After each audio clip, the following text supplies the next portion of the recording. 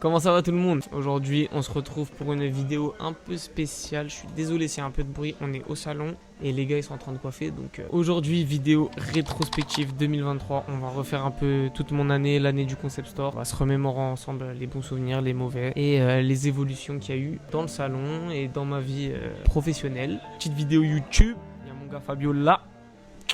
Sans trop tarder, on rentre directement dans le vif du sujet. Janvier 2023. Qu'est-ce qui s'est passé en janvier 2023? On démarre la saison, on démarre l'année directement. Millimetro Cup que j'avais créé voilà, dans le but de faire kiffer les gens, organiser un tournoi où tout le monde se rassemble. Donc la Millimetro Cup, un gros projet pour moi, il était super cool, c'était lourd. Et là il y a Millimetro Cup 2024 qui arrive à évoluer. Il y aura la rétrospective 2024 donc pour la Millimetro Cup 2024. Celle de 2023 c'est super bien passé. Il y a eu le FC Leons qui a gagné le tournoi. Donc la Millimetro Cup 2023 passée, on avance dans le mois, tac tac tac, et là je reçois un message WhatsApp de Renato Sanchez. Et là Renato Sanchez, les gars, je vous mens pas, j'ai eu ce petit truc de fierté. Renato Sanchez, les gars, pour nous les Portugais, c'est 2016. C'est 2016, c'est la grinta, la rage de vaincre, le but contre la Pologne, c'est la victoire de l'Euro tout simplement. Voilà, donc Renato Sanchez, moi je l'avais mis dans mon top 5 des personnalités que je voulais, célébrités que je voulais coiffer dans ma vie. Grâce à Nuno Mendes, j'ai eu l'occasion d'avoir Renato Sanchez. Et voilà, gros accomplissement pour moi, très bon gars. Ensuite, février 2023. Donc février 2023, c'est un gros mois quand même. Il s'est passé beaucoup de choses.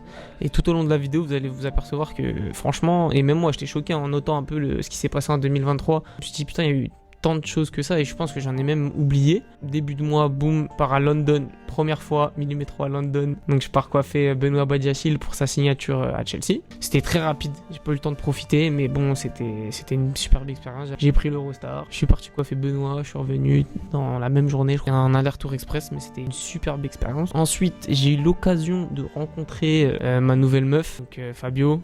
Voilà, je le vois plus que mes darons, que ma meuf, que qui vous voulez. Je pense que meilleure rencontre 2023, on va pas se mentir. Boum, on se rencontre, on n'est pas tout de suite associés sur le concept store. Donc Fabio, je le rencontre par l'intermédiaire de Maracas. Donc voilà, on commence à bien s'entendre, etc. Et avec Maracas, boum, on a un projet commun qu'on décide de lancer qui s'appelle la Barber School. Formation physique de barbering de Maracas et moi. Fabio, lui, il est dans le truc avec nous pour nous accompagner, développer tout ça. Et il y a la visite de Tchako aussi au salon à Lesigny, donc fait marquant pour moi parce que Tchako je le coiffe depuis le début, depuis qu'il est avec la 4 queues.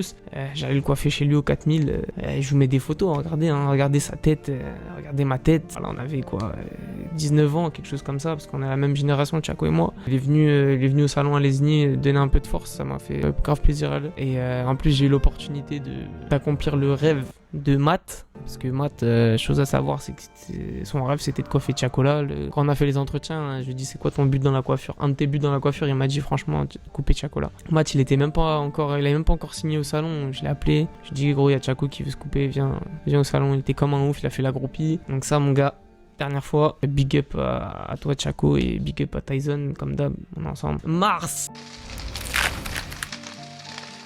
C'est un mois aussi qui est plutôt intéressant parce qu'il y a deux faits marquants en mars. Donc le premier c'est la signature au concept store de Matt Fade. Donc voilà, Matt Fade qui rejoint l'équipe du concept store à Lesigny. En mars 2023, premier contrat, il est apprenti, il est en deuxième année de BP, il lui reste peut-être 4-5 mois d'école. Donc il décide de rejoindre l'aventure. Et il y a la création de Barber Market. Donc Barber Market, un gros projet que j'avais dans un coin de ma tête depuis déjà quelques années, que je galère un peu à mettre en place par faute de temps déjà premièrement et faute de... Tu te sentais pas prêt, t'avais pas encore tous les outils je pense. Ouais voilà, j'avais pas encore tous les outils. Dans ces Barber Market, forcément il nous faut du stock, etc. Ça coûte des sous. Comme je vous ai dit, je rencontre Fabio, c'est un match direct, donc je lui propose direct de lancer ça là, Barber Market, bam, on trouve le nom ensemble, on trouve les logos, on lance le site, ça marche super bien, donc on se dit il y a vraiment un truc à faire, super important pour moi. Et je fais un petit placement de produit, voilà, si vous n'avez pas encore acheté sur Barber Market, le lien, je vous le mets quelque part par là. Ensuite, mois d'avril. C'est vraiment un mois qui a marqué l'année 2023 pour moi, pour l'ensemble de l'équipe du Concept Store. Je reçois un client qui me dit qu'il y a un salon qui est en train de fermer et moi directement ça fait tilt dans ma tête. Je me dis attends mais ce salon là il est spacieux, il est dans Paris. Peut-être que tu vois il est pas encore en vente donc je vais essayer de faire une affaire, d'aller contacter le mec directement, tout ça. Donc bon, Fabio il s'occupe de contacter le gars, etc. Bref, on commence à se dire bah, pourquoi pas ouvrir un deuxième salon, c'est dans Paris, tout ça. On fait une offre, l'offre elle est acceptée. Il y a eu pas mal de galères. On va avancer dans les mois et vous allez suivre un peu la galère, mais retenez qu'en gros en avril 2023 on est parti visiter un salon dans Paris. Bah c'était en mode let's go, on se lance, on ouvre un deuxième salon, c'est officiel. Mai 2023. Ça, c'est un mois qui a changé, je pense, ma vie. Au niveau professionnel, je pense que c'est un mois qui a vraiment tout chamboulé. C'est le mois où j'ai coiffé Neymar. Donc, Neymar, les gars, top 10 influenceurs au monde, plus grandes influences au monde. On se rappelle tous de sa coupe de cheveux quand il était à Santos. On se rappelle tous de sa coupe de cheveux à la Coupe du Monde au Brésil. On se rappelle de... C'est Neymar, c'est un mec, il fait ci, bah tu fais ci, il fait ça, tu fais ça. Quand t'es petit, c'est Neymar. Pareil, c'était dans je dirais top 2, top 3 de quoi fait Neymar Junior et ça c'était incroyable pour moi. Et après j'ai réussi à le mettre à mon profit sur les réseaux, donc ça m'a donné énormément de visibilité, ça m'a fait passer un step au niveau de mes abonnés sur Instagram et au niveau de ma visibilité peut-être mondiale. Je tenais quand même à remercier Bilal pour l'opportunité qu'il m'a donnée et c'est lui qui m'a mis en relation avec Neymar. Donc après Neymar dos Santos Junior, on passe en juin.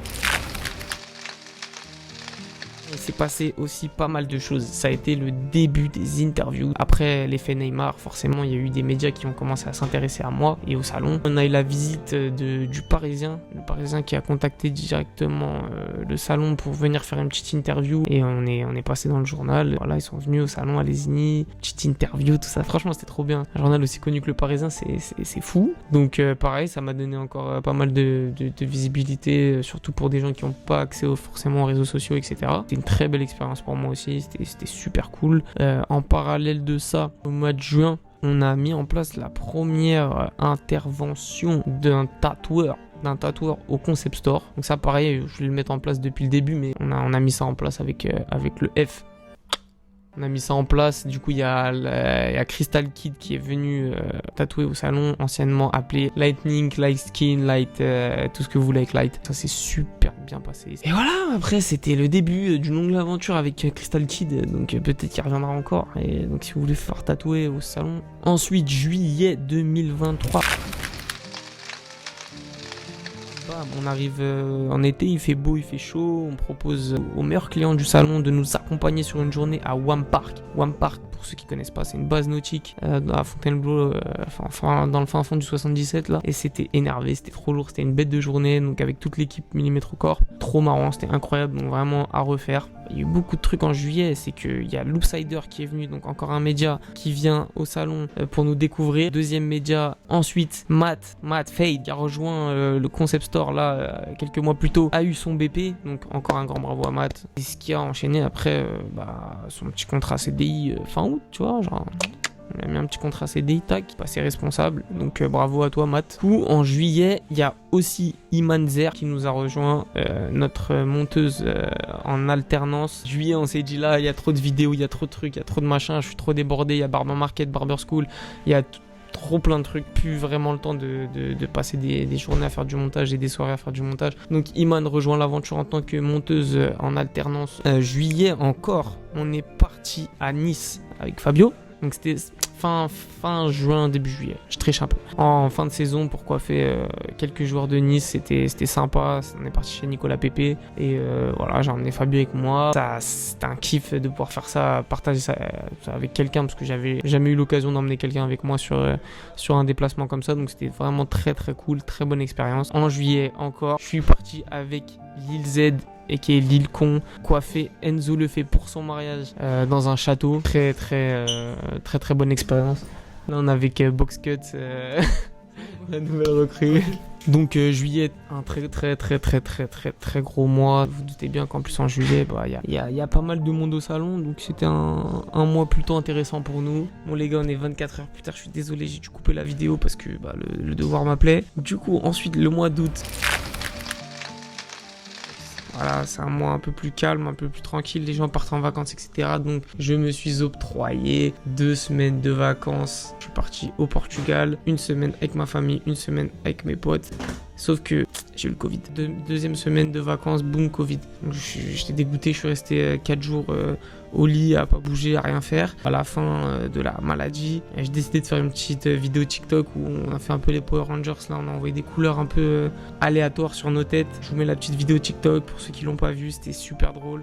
Et boum, là, retour de vacances, on se remet à fond en septembre sur le salon.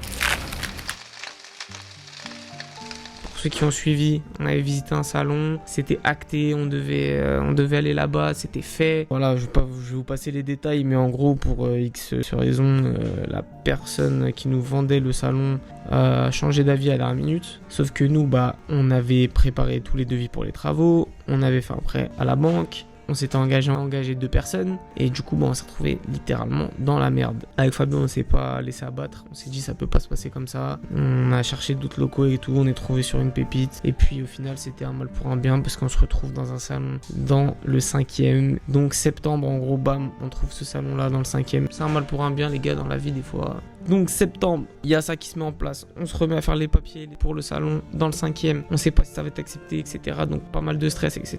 Mais il y a aussi un point important. Le mercato est terminé au PSG. Il y a les nouvelles recrues qui arrivent.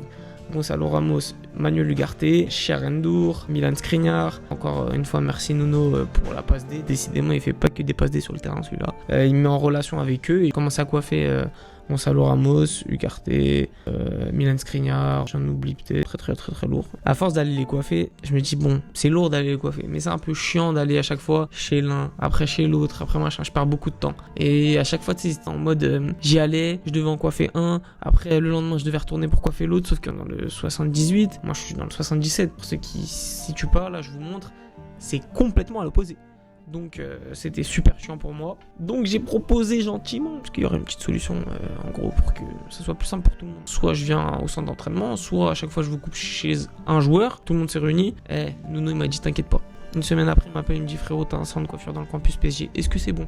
Je réponds quoi à ça? J'arrive là-bas, boum. J'arrive, bonjour. Bon, j'arrive dans la sécurité, bonjour. On est devant le campus PSG là. Essaye de situer le truc. Tous les fans du PSG qui sont là, déjà, il y en a quelques-uns qui me reconnaissent. Ah, tel quoi? C'est le coiffeur du PSG, hein, millimètre. Donc déjà, je me dis incroyable. Et j'arrive, bam, sécurité. Et je dis ouais, le coiffeur des joueurs. Enfin, je suis le coiffeur de Monsieur Ramos, Mendes, etc. Ils m'ont fait galérer une demi-heure, les gars. Ils m'ont fait galérer une demi-heure pour avoir l'autorisation de rentrer dans le campus, donc très bien sécurisé. Je me retrouve à attendre 30 minutes, ensuite boum, j'arrive, tac, je me gare, on me fait monter dans un truc, dans un espèce de local, j'ouvre, bam, c'est un coiffure, voilà, c'est bon, on me dit ouais, on t'a mis des enceintes là au plafond, tu te connectes en Bluetooth, là t'as un bac à shampoing, t'as ci, t'as ça, c'est bon, t'as ton centre de coiffure au campus, bienvenue.